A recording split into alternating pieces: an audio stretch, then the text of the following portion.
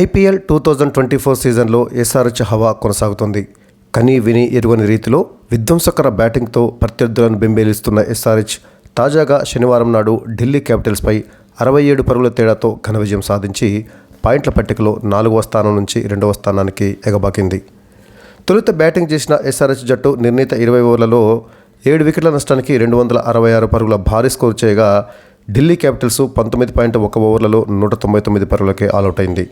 దీంతో ఎస్ఆర్హెచ్ జట్టు 67 పరుగుల తేడాతో ఘన విజయం సాధించింది.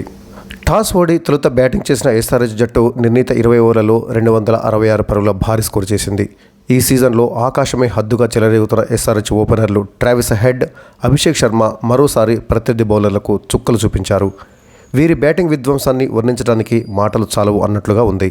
టీ20 ఫార్మెట్లో రికార్డులన్నింటినీ చెరిపివేయడమే లక్ష్యంగా కసితోటి బ్యాటింగ్ చేశారు. ఇన్నింగ్స్ తొలి ఓవర్లోనే ఖలీల్ అహ్మద్ బౌలింగ్లో ట్రావిస్ హెడ్ ఒక 6, 3 4లతోటి 19 పరుగులు రాబట్టాడు. ఇక లలిత్ యాదవ్ వేసిన 2వ ఓవర్లో హెడ్ వరుసగా 2 6లు, ఆ తర్వాత మరో 2 4లతోటి 21 పరుగులు చేశాడు. నోడ్జీ వేసిన 3వ ఓవర్లోనే ట్రావిస్ హెడ్ కేవలం 16 బంతుల్లోనే తన హాఫ్ సెంచరీని పూర్తి చేసుకున్నాడు. అభిషేక్ శర్మ పేరిట ఉన్న ఫాస్టెస్ట్ హాఫ్ సెంచరీ రికార్డును హెడ్ సమం చేశాడు. ట్రావిస్ హెడ్ హాఫ్ సెంచరీ తర్వాత ఫాస్టెస్ట్ హాఫ్ సెంచరీ చేయాలన్న రికార్డు తన పేరిటే ఉండాలనే కసితోటి మరి బ్యాటింగ్ చేశాడో ఏమో కానీ అభిషేక్ శర్మ సిక్సర్ల వర్షం కురిపించాడు. 6 ఓవర్ల పవర్ ప్లే ముగిసేసరికి ఎస్ఆర్హెచ్ వికెట్ నష్టపోకుండా 125 పరుగులు చేసింది. ఇది టీ20 ఫార్మెట్లో ప్రపంచ రికార్డు. 11 బంతుల్లోనే 46 పరుగులు చేసిన అభిషేక్ శర్మ మరొక్క బౌండరీతో మళ్ళీ తన పేరిటే ఫాస్టెస్ట్ హాఫ్ సెంచరీ రికార్డును తిరగరాస్తాడేమో అనిపించింది. అయితే కుల్దీప్ యాదవ్ బౌలింగ్లో భారీ షాట్ ఆడబోయి అక్షర్ పటేల్కు క్యాచ్ ఇచ్చి అభిషేక్ శర్మ అవుట్ అయ్యాడు. కేవలం 12 బాల్స్ ఆడిన అభిషేక్ శర్మ 6 సిక్సర్లు 2 4లతోటి 46 పరుగులు చేశాడు. అలా 131 పరుగుల తొలి వికెట్ భాగస్వామ్యానికి తెరపడింది. అభిషేక్ శర్మ అవుట్ అయిన కాసేపటికే మార్క్రమ్ అవుట్ అయ్యాడు. అయితే అభిషేక్ శర్మ, మార్క్రమ్ అవుట్ అయిన ట్రావిస్ హెడ్ తన విధ్వంసాన్ని కొనసాగించాడు. కుల్దీప్ యాదవ్ మరో ఓవర్లో డేంజరస్ బ్యాటర్ హెడ్ వికెట్ను తీయడంతో ఢిల్లీ సంబరాల్లో మునిగింది. అలాగే క్లాసన్ కూడా 15 పరుగులకే వెనుదిరగడంతో రైజర్స్ ఒక దశలో 131 ఫర్ 0 నుంచి 151 ఫర్ 4కు చేరింది. ఈ దశలో మరో వికెట్ కోల్పోకుండా నితీష్, షాబాజ్ కుదురుగా ఆడారు. వీలు చిక్కినప్పుడల్లా బౌండరీలతో ముందుకు సాగడంతో 14.5 ఓవర్లలోనే ఎస్ఆర్హెచ్ స్కోరు 200 పరుగులకు చేరింది. ఈ దశలో కుల్దీప్ యాదవ్ మరోసారి మ్యాజిక్ చూపుతూ జోరు మీదున్న నితీష్ కుమార్ రెడ్డిని అవుట్ చేశాడు. దీంతో 5వ వికెట్కు 67 పరుగుల భాగస్వామ్యం ముగిసింది. ఆ తర్వాత షాబాద్ చెలరేగి 19వ ఓవర్లో ఒక 2, సమద్ ఓ సిక్సర్ తోటి 20 పరుగులు వచ్చాయి. ఇక ఆఖరి ఓవర్లో సమద్, కమిన్స్ వెనుదిరిగిన షాబాజు 4, 4, 6 తోటి 28 బంతుల్లోనే 50ని పూర్తి చేసి జట్టు స్కోర్ను 260 పరుగులు దాటించాడు. 267 పరుగుల కష్టసాధ్యమైన లక్ష్య ఛేదనలో ఢిల్లీకి మెరుపు ఆరంభమే లభించింది. యువ బ్యాటర్ ఫ్రేజర్ ధనాధన ఇన్నింగ్స్ తోటి రైజర్స్కు వణుకు పుట్టించాడు. కానీ వికెట్లను కాపాడలేకపోవటము డీసీని దెబ్బతీసింది. వాస్తవానికి 12 ఓవర్ల దాకా పోటీలోనే ఉన్న ఛేదన వైపు సాగలేకపోయింది ఢిల్లీ. తొలి ఓవర్లోనే ఓపెనర్ పృథ్వీ షా వరుసగా 2 4లతోటి స్పిన్నర్ వాషింగ్టన్ సుందర్కు స్వాగతం పలికాడు. కానీ 5వ బంతికే దొరికిపోయాడు. ఆ వెంటనే మరో ఓపెనర్ డేవిడ్ వార్నర్ భువీకి చిక్కాడు. వార్నర్ కేవలం 1 పరుగు మాత్రమే చేశాడు. ఈ స్థితిలో ఫ్రేజర్, పోరెల్ జోడీ చెలరేగింది. ముఖ్యంగా 3వ ఓవర్లో ఫ్రేజర్ 4, 4, 6, 4, 6, 6 తోటి ఏకంగా 30 పరుగులతో డీసీని జోష్లో నింపాడు. అలాగే 5వ ఓవర్లో అతడి 4, 6 దాంతోపాటు పోరెల్ కొట్టినటువంటి 4, 4 తోటి మరో 20 రన్స్ వచ్చాయి. 15 బంతుల్లోనే ఫ్రేజర్ 50ని పూర్తి చేసుకోవడం విశేషం. వీరి ధాటికి పవర్ ప్లేలో డీసీ జట్టు 2 వికెట్ల నష్టానికి 88 పరుగుల స్కోరుతోటి నిలిచింది. కానీ 7వ ఓవర్లో ఫ్రేజర్ హ్యాట్రిక్ సిక్సర్లు బాదిన మార్కండే అతడిని అవుట్ చేయడంతో 3వ వికెట్కు 84 పరుగుల కీలక భాగస్వామ్యం ముగిసింది. ఆ తర్వాత నెమ్మదిగా ఢిల్లీ పోటీలో నుంచి తప్పుకోసాగింది. పోరెల్ 8వ ఓవర్లో 4, 4, 6, 4 తోటి 22 పరుగులు చేసి రన్ రేటు తగ్గకుండా చూశాడు. కానీ మార్కండే మరోసారి షాకిస్తూ పోరెల్ వికెట్ తీయడంతో రైజర్స్ ఆధిపత్యాన్ని చూపించింది. క్రీజ్లో హిట్టర్లు, పంత్, స్టబ్స్ ఉండటంతో సంచలన ఫలితం వస్తుందా అని ఆశించిన వారికి నిరాశ ఎదురైంది. 9 నుంచి 15 ఓవర్ల మధ్య వీరి నుంచి కనీసం ఒక సిక్సర్ కూడా రాలేదు. ముఖ్యంగా పంత్ భారీ షాట్లు ఆడటంలో ఇబ్బంది పడ్డాడు. స్టబ్స్ను నితీష్, లలిత్ను నటరాజన్ అవుట్ చేయగా 6 ఫర్ 166 తోటి డీసీ పోరు నామమాత్రమే అయింది. ఇక 19వ ఓవర్లో నటరాజన్ 3 వికెట్లు తీయగా చివరి ఓవర్ తొలి బంతికి పంత్ను నితీష్ కుమార్ రెడ్డి అవుట్ చేయడంతో ఢిల్లీ ఆలౌట్ అయింది. ఇక స్కోర్ బోర్డు విషయానికి వచ్చినట్లయితే టాస్ ఓడి తొలుత బ్యాటింగ్ చేపట్టిన సన్ రైజర్స్ హైదరాబాద్ జట్టు నిర్ణీత 20 ఓవర్లలో 7 వికెట్ల నష్టానికి 266 పరుగుల భారీ స్కోర్ చేసింది. ఆ జట్టు ఓపెనర్ ట్రావిస్ హెడ్ కేవలం 32 బంతుల్లో 11 ఫోర్లు 6 సిక్సర్లతోటి 89 పరుగులు చేసి కుల్దీప్ యాదవ్ బౌలింగ్లో స్టబ్స్కి క్యాచ్ ఇచ్చి అవుట్ అయ్యాడు. ఇక మరొక ఓపెనర్ అభిషేక్ శర్మ కేవలం 12 బంతుల్లోనే 2 ఫోర్లు ఏకంగా 6 సిక్సర్లతోటి 46 పరుగులు చేసి కుల్దీప్ యాదవ్ బౌలింగ్లో అక్షర్ పటేల్కి క్యాచ్ ఇచ్చి అవుట్ అయ్యాడు. అభిషేక్ శర్మ యొక్క స్ట్రైక్ రేటు 383 ఉండటం విశేషం. 3వ స్థానంలో బ్యాటింగ్ వచ్చిన మార్క్రమ్ విఫలమయ్యాడు. 3 బంతులు ఎదుర్కొన్నటువంటి మార్క్రమ్ కేవలం 1 పరుగు మాత్రమే చేసి కుల్దీప్ యాదవ్ బౌలింగ్లో అక్షర్ పటేల్కి క్యాచ్ ఇచ్చి అవుట్ అయ్యాడు. అంటే తొలి 3 వికెట్లను కుల్దీప్ యాదవే తీశాడు. ఇక క్లాసన్ కూడా ఈ మ్యాచ్లో సైతం విఫలమయ్యాడు. 8 బంతులు ఎదుర్కొన్నటువంటి క్లాసన్ 2 సిక్సర్లు కొట్టి జోరు మీద కనిపించిన ఆ తర్వాత 15 పరుగులు మాత్రమే చేసి అక్షర్ పటేల్ బౌలింగ్లో బౌల్డ్ అయ్యాడు. ఇక నితీష్ కుమార్ రెడ్డి మరోసారి రాణించాడు. 27 బాల్స్ ఎదుర్కొన్నటువంటి నితీష్ రెడ్డి 2 ఫోర్లు 2 సిక్సర్లతోటి 37 పరుగులు చేసి కుల్దీప్ యాదవ్ బౌలింగ్లో వార్నర్కు క్యాచ్ ఇచ్చి అవుట్ అయ్యాడు. ఇక షాబాజ్ అహ్మద్ తనదైనటువంటి మార్కు చూపిస్తూ చెలరేగిపోయాడు.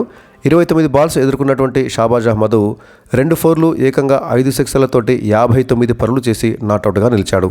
అబ్దుల్ సమద్ 8 బంతులు ఎదుర్కొని 1 ఫోరు 1 సిక్సర్తోటి 13 పరుగులు చేసి ముఖేష్ కుమార్ బౌలింగ్లో నోట్జీకి క్యాచ్ ఇచ్చి అవుట్ అయ్యాడు.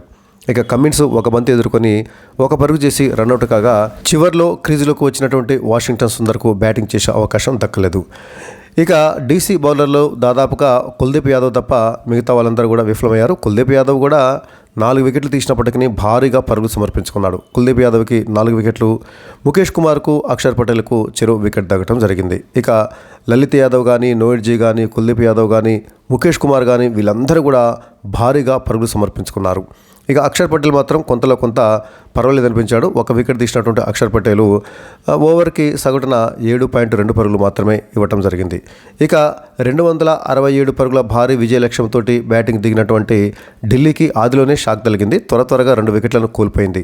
పృథ్వీ షా 5 బంతులు ఎదుర్కొని 4 ఫోర్లతోటి, అంటే చూడండి 5 బంతుల్లో వాటిని 4 ఫోర్లు కొట్టడం జరిగింది. 16 పరుగులు చేసినటువంటి పృథ్వీ షా వాషింగ్టన్ సుందర్ బౌలింగ్లో అబ్దుల్ సమద్కి క్యాచ్ ఇచ్చి అవుట్ కావడం జరిగింది. అంటే తొలి ఓవర్లో తను ఎదుర్కొన్నటువంటి తొలి 4 బంతుల్ని ఫోర్లు కొట్టినటువంటి పృథ్వీ షా 5వ బంతికి అవుట్ అయ్యాడు. మరొక ఓపెనర్ డేవిడ్ వార్నర్ 3 బంతులు ఎదుర్కొని కేవలం 1 పరుగు మాత్రమే చేసి భువనేశ్వర్ బౌలింగ్లో కమిన్స్కి క్యాచ్ ఇచ్చి అవుట్ అయ్యాడు. అయితే జాక్ ఫ్రేజర్ ఆ తర్వాత అభిషేక్ పోరెల్ వీరిద్దరూ కలిసి ఢిల్లీ క్యాపిటల్స్ని మరి ముందుండి నడిపించడం జరిగింది. వీరిద్దరూ అవుట్ కానంత వరకు ఢిల్లీ లక్ష్యం దిశగా విజయవంతంగానే సాగింది. సో జాక్ ఫ్రేజరు 18 బంతులు ఎదుర్కొని 5 ఫోర్లు ఏకంగా 7 సిక్సర్లతోటి 65 పరుగులు చేసి మార్కండే బౌలింగ్లో క్లాసన్కి క్యాచ్ ఇచ్చి అవుట్ అయ్యాడు. జాక్ ఫ్రేజర్ యొక్క స్ట్రైక్ రేటు 361గా ఉండటం విశేషం. ఇక అభిషేక్ పోరెల్ సైతము ధాటిగా ఆడాడు. 22 బంతులు ఎదుర్కొన్నటువంటి పోరెల్ 7 ఫోర్లు 1 సిక్సర్తోటి 42 పరుగులు చేసి మార్కండే బౌలింగ్లో క్లాసన్కి క్యాచ్ ఇచ్చి అవుట్ అయ్యాడు.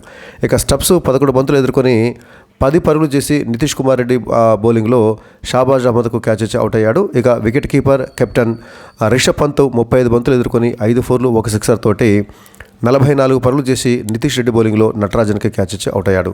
లలిత్ యాదవ్ 8 బంతులు ఎదుర్కొని 1 ఫోర్ తోటి 7 పరుగులు మాత్రమే చేసి నటరాజన్ బౌలింగ్లో బౌల్డ్ అయ్యాడు. అక్షర్ పటేల్ 8 బంతులు ఎదుర్కొని 6 పరుగులు చేసి నటరాజన్ బౌలింగ్లోనే కమిన్స్కి క్యాచ్ ఇచ్చి అవుట్ అయ్యాడు. ఇక నోయిడ్జీ 2 బంతులు ఎదుర్కొని పరుగులేమీ చేయకుండానే నటరాజన్ బౌలింగ్లో బౌల్డ్ అయ్యి డక్అవుట్ అయ్యాడు. కుల్దీప్ యాదవ్ 1 బంతి ఎదుర్కొని తను ఎదుర్కొన్నట్టు తొలి బంతికే మరి నటరాజన్ బౌలింగ్లో ఎల్బీడబ్ల్యూగా డక్అవుట్ అయి వెనుతిరిగాడు. చివరిలో బ్యాటింగ్కి వచ్చినటువంటి ముఖేష్ కుమార్ 2 బంతులు ఎదుర్కొని పరుగులేమీ చేయకుండా నాటౌట్గా నిలిచాడు. దీంతో ఢిల్లీ క్యాపిటల్స్ 19.1 ఓవర్లలో 199 పరుగులకు ఆల్అవుట్ అయింది. దీంతో 67 పరుగుల తేడాతోటి సన్ రైజర్స్ హైదరాబాదు ఘన విజయం సాధించడం జరిగింది. ఇక సన్ రైజర్స్ హైదరాబాదు బౌలర్ల విషయానికి వచ్చినట్లయితే నటరాజన్ 4 వికెట్లు, మయాంక్ మార్కండే, ఆ తర్వాత నితీష్ కుమార్ రెడ్డి చెరొక 2 వికెట్లు తీయగా వాషింగ్టన్ సుందర్, భువనేశ్వర్ కుమార్ చెరొక వికెట్ తీయడం జరిగింది. ఇక బౌలర్లందరూ దాదాపుగా చక్కగానే రాణించారని చెప్పాలి.